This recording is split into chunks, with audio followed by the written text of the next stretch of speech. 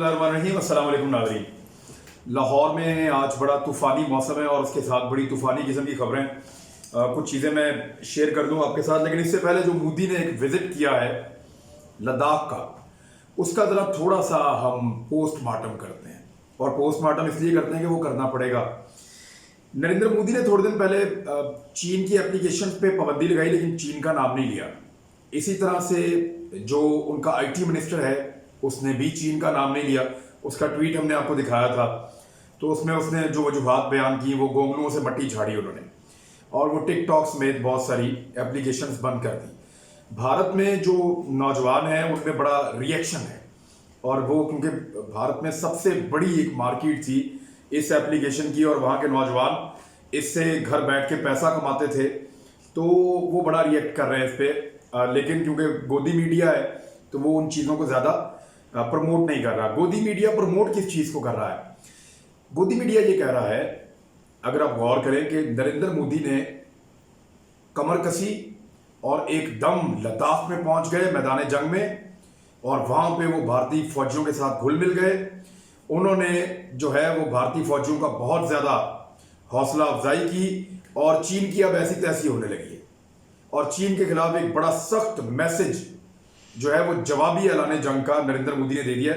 तो ऐसा शो कर रहे थे गोदी मीडिया इंडिया का जैसे कि बड़ा ही कमाल हो गया, और नरेंद्र मोदी अब इसको चाइना के साथ पता नहीं क्या होने वाला है, और उस तरह उन्होंने मीडिया के ऊपर उसको प्रेजेंट किया कि भारतीय वजीर आजम का खुला पैगाम चाइना को दिखा दिया और चाइना को बता दिया, और ये सारी चीजें। तो इसमें पहले तो आप ये देख लें, जो पहली चीज देखने वाली है कि जिस जगह पे भारतीय वजीर आजम ने दौरा किया उस इलाके का नाम है नीमू। ये नीमू क्या है और किस तरह का इलाका है और किस जगह पे है? क्योंकि भारतीय वजीर आजम ने उनके जो फौजी मारे गए हैं उसके बाद ये पहला विजिट किया है। नंबर एक, तो ये विजिट जो है वो अनअनाउंस्ड था, यानी गैर मुतवक्का, गैर एलानिया, अचानक का एक दौरा था नरेंद्र मोदी का, जिसको अजीत डोभाल ने प्लान किया था पुलिस के साथ, फौज के साथ सॉरी, मिलकर। और नरेंद्र मोदी अचानक से वहां पहुंचे थे। इसको अचानक क्यों करना पड़ा? यानी अपने ही मुल्क में ट्रैवल करना है तो अचानक क्यों करना है, अनअनाउंस्ड क्यों करना है? इतने डरे हुए और इतने खौफजदा हैं कि अपने ही मुल्क में एक हिस्से से दूसरे हिस्से तक नरेंद्र मोदी ट्रैवल करता है और दूसरे हिस्से को खबर नहीं होती कि वो आ रहा है। तो इसका मतलब आप समझिए कि वो कितने खौफजदा हैं कि इस खित्ते में चाइना का इन्फ्लुएंस इतना बढ़ गया है, वो इतना तगड़ा है कि नरेंद्र मोदी का आना अगर उनको पहले से पता चला तो पता नहीं क्या हो जाएगा। और दूसरी एक चीज और है, इसको खुफिया रखने का मकसद ये था कि इस वक्त लद्दाख के जो आवाम है उनकी हमदर्दियां भारत के साथ कम होती चली जा रही है। शहरियत के कानून और 370 के बाद लद्दाख के लोग भारत के खिलाफ होते जा रहे हैं।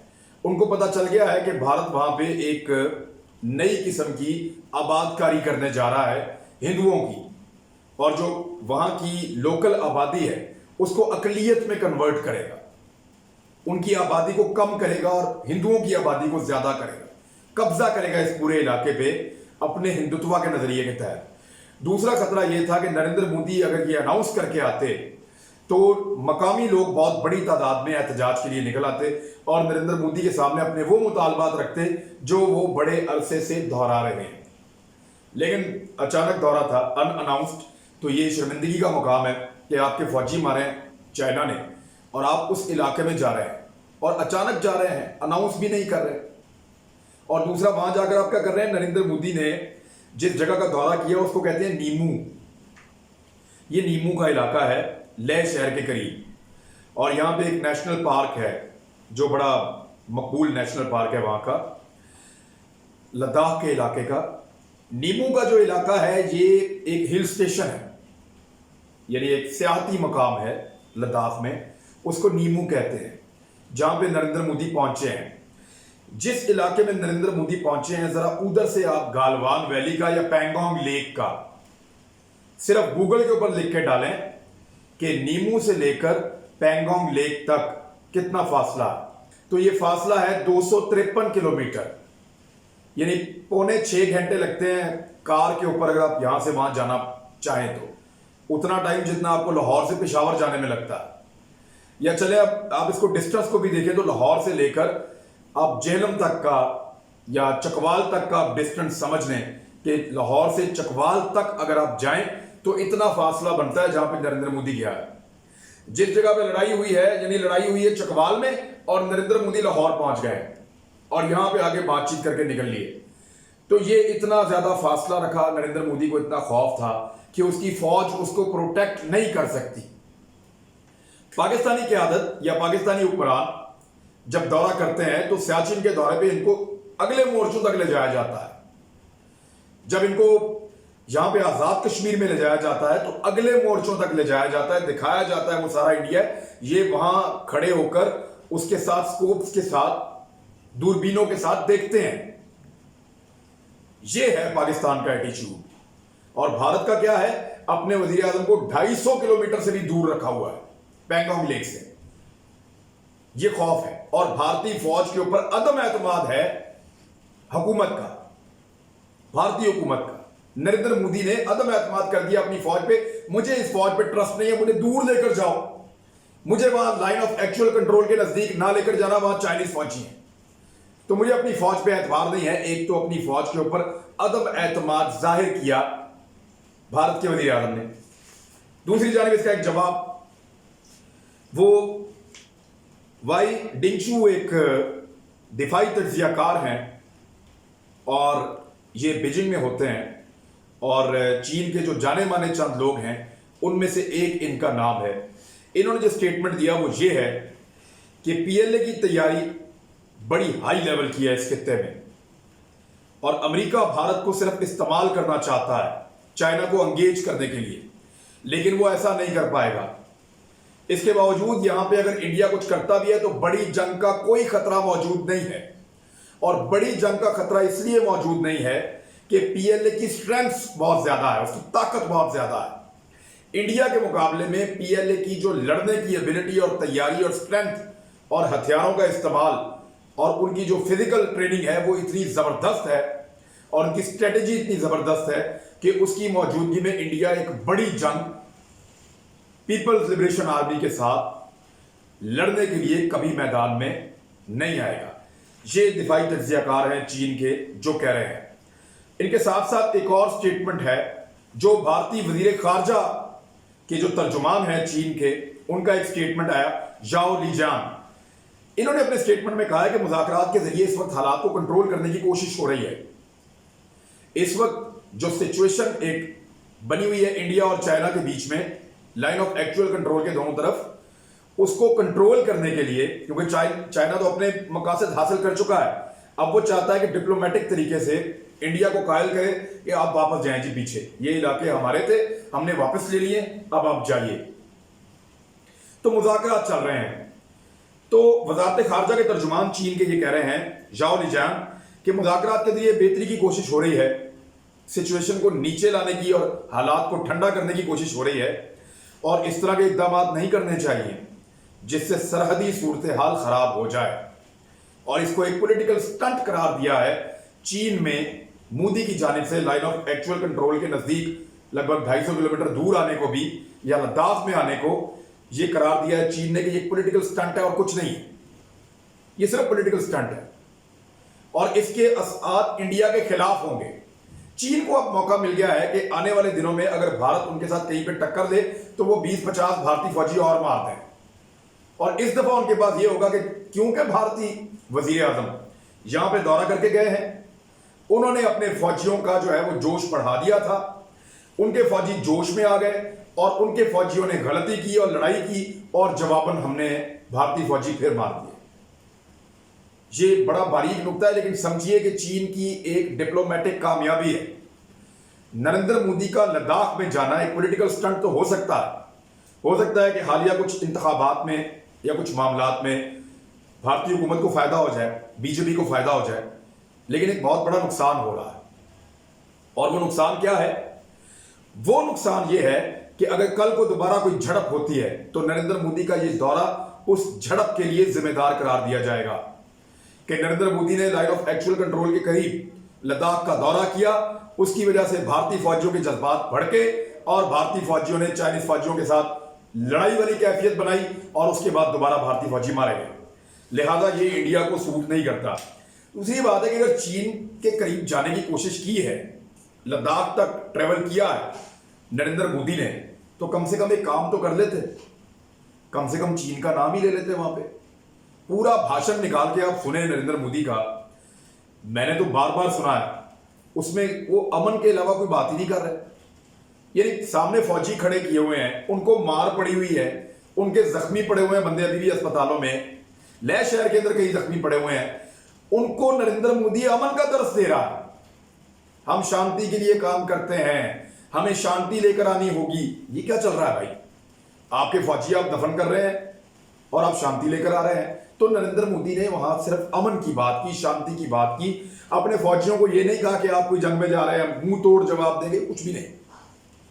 ये पाकिस्तान ही कर सकता है, इंडिया नहीं कर सकता। और दूसरी एक और इंटरेस्टिंग चीज बताऊं आपको मैं, चीन का नाम तक नहीं लिया भारतीय वजीर आजम ने।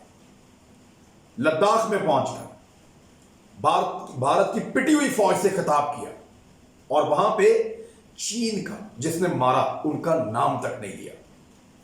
पाकिस्तान तो नाम लेता है। अमेरिकी फौजियों ने हमला किया, हमने कहा जी अमेरिकी फौजियों ने किया, माफी मांगो, नहीं तो तैयार हो जाओ नताइज के लिए।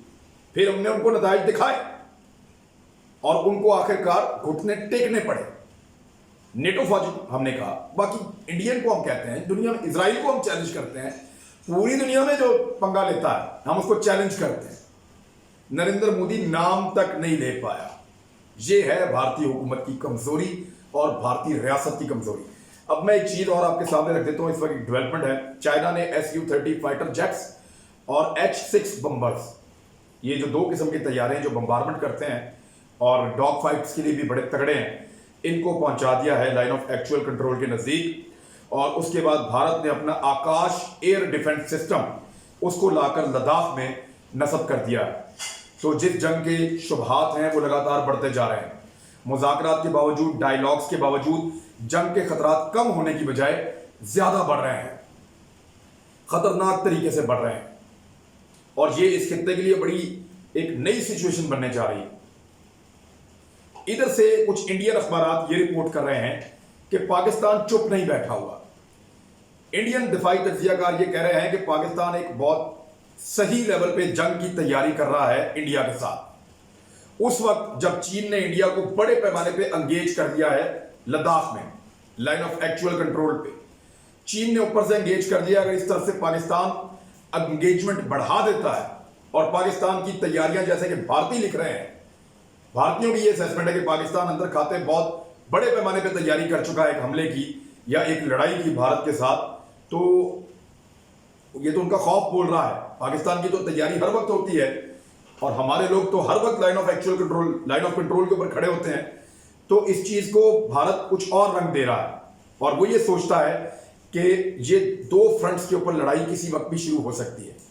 और इस मर्तबा शायद भारत के लिए बचना मुमकिन नहीं होगा, क्योंकि चीन की तरफ से जो दिफाई तज्जियाकार हैं और जो उनकी गवर्नमेंट के ऑफिशियल्स हैं और जो उनके पाकिस्तान के साथ राब्ते हैं, वो इस बात की तरफ वाकई इशारा कर रहे हैं कि ये लड़ाई अगर हुई तो इंडिया अपने इत्तेहादियों को खुद देखता रहे, लेकिन पाकिस्तान और चीन का इत्तेहाद इसमें मिसाली भी होगा और 100% होगा। अब जरा आप आ जाएं कि इंडियन कुछ अखबारात ने इस बात की उम्मीद का इजहार किया कि अमेरिकन ने जो यूरोप से अपने फौजी निकाले हैं वो उनको इस खित्ते में भेजने वाला है। और ना सिर्फ इस खित्ते में भेजने वाला है, सेंट्रल एशिया में भेजेगा, साउथ चाइना सी में भेजेगा और उनको लद्दाख तक भी पहुंचाएगा। तो इस पे चाइनीज जो तज्जियाकार हैं और उनकी गवर्नमेंट ने बड़ा सख्त रिएक्शन दिया है और उन्होंने ये कहा है कि अमेरिका सिर्फ इस खित्ते में एक जंग करना चाहता है और भारत को इस्तेमाल करना चाहता है और भारत को इसका बड़ा शदीद नुकसान हो सकता है और चीन का इसमें कुछ भी नहीं जाएगा। साउथ चाइना सी में कुछ एक्टिविटीज हो रही हैं जो बड़ी मशकूक हैं और वहां पे चाइना ने बड़े पैमाने पर मशकें शुरू कर दी हैं। अमेरिका अपने इत्तेहादियों के साथ मशकें कर रहा है और चाइना ने कुछ ऐसे मिशन भेजे हैं जिनसे अमेरिका को बड़ा क्लियर मैसेज गया है, बड़ा क्लियर मैसेज गया है कि चाइना डिस्ट्रॉय कर सकता है उसके तमाम मफादात को इस खित्ते में।